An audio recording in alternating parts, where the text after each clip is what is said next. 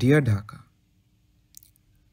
you know, it's a dream of every Bangladeshi Gen Z to leave you and settle abroad. Kintu only if they knew. আসসালামু আলাইকুম হাজিরিন, আমি এখন আছি IIT খড়গপুরে। এটা আইআইটির একটা ক্লক টাওয়ার। আর হ্যাঁ, আই মিস ঢাকা। যখন থেকে দিন দুনিয়া, বন্ধু বান্ধবী, ফ্যামিলি, ফ্রেন্ডশিপ এসব বুঝতে শুরু করি, তখন থেকেই আমার সাবকনশিয়াস গাইড তুমি। ডিয়ার ঢাকা, তুমি একটা অপার্থিব, একটা পরাবাস্তব অস্তিত্ব, কিন্তু তাও আমার অনেকটা জুড়ে তুমি। আমার সকল ভালো বন্ধুত্ব, ভালোবাসা, মোহ, বিদায়, ঘেন্না, আমার গ্রাজ, আমার সকল কিছু, সকল স্মৃতি একটা বাক্সে তোমার কাছে বন্দী। আমি মাঝে মাঝেই সেই জাদুর বাক্সে হাত বাড়িয়ে কিছু স্মৃতি নেড়ে দেখি, অনুভব করি আমাকে, অনুভব করি আমার ভালো লাগাকে। কিছু মানুষ বলে it's not about the place, it's about the people. কিন্তু যতটুকু মনে পড়ে, আমার সব ভালো স্মৃতি একটা প্লেসে ছড়িয়ে ছিটিয়ে থাকা কিছু কিছু ঠিকানায়।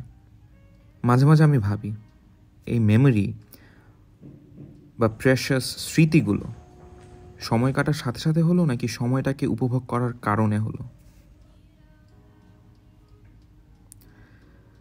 যাকে এই কথাগুলো নিজের সাথে নিজের তর্ক। ওই যে কথায় আছে না, বিশ্বাসে মিলায় বস্তু, তর্কে বহুদূর। কিন্তু তর্ক আরও আছে। সবার মতো তো আমারও ড্রিম দেশ ছাড়ার। তাহলে why I am missing home? এইটা আমার কাহিনী, একমাত্র চরিত্র আমি। তাহলে উত্তরটা আমাকেই দিতে হবে। যখন আপনার কাছে লম্বা সময় ধরে কোনো জিনিস থাকে না, তখন you don't really appreciate or even notice its existence, because আপনার ওই জিনিসটার অভ্যাস হয়ে যায়।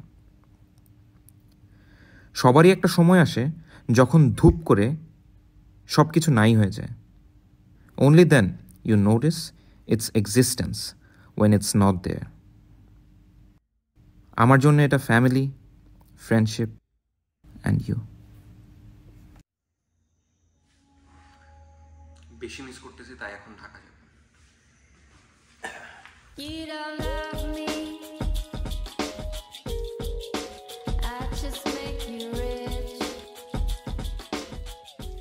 আমি এখন নোম্যান্স ল্যান্ডে। এই জায়গাটাতে, এটা বাংলাদেশেরও না, এটা ইন্ডিয়ারও না। তো আমি এখন বাংলাদেশের দিকে যাচ্ছি। আমার বাপ